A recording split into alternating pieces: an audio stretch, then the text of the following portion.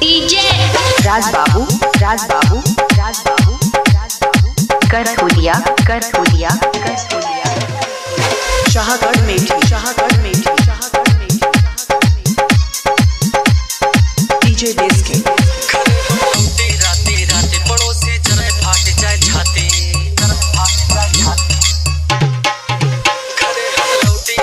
राती पड़ोसी जरा फाट जाए छाती कोठिला स्कॉर्पियो बाइक पूरा रोड चले हम छापी पट्टी पे कट्टा तना रहेगा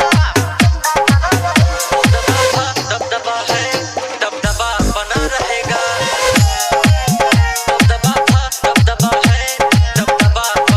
खतरनाक रिमिक्स है वाइब्रेशन की राज बाबू डीजे कर खोलिया शाहगढ़ मेठी युवा शक्ति की बैठक बने रोज भौकाल युवा शक्ति की बैठक बने रोज भौकाल अच्छी हक्का जिला में फैला फोटो का पता लगा माहौल गरम पे गुंडाई रही हमेशा आए दिन हर भाई का पट्टे बना रहेगा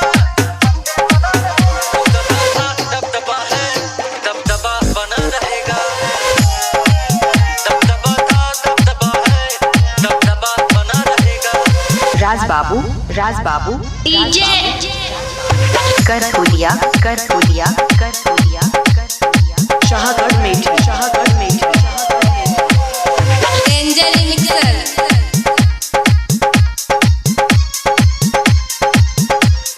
चार चाकी साथ जा रही है गनर चार चाकी साथ जा रही है गनर प्रशासन जेब में लेके घूमे थर कभी है जिला कमिश्नर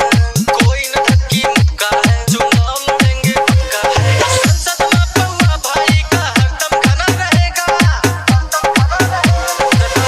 दबदबा बना रहेगा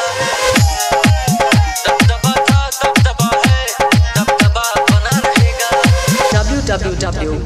www.djrajbabu.in मोबाइल नंबर 77 98 81 01 39।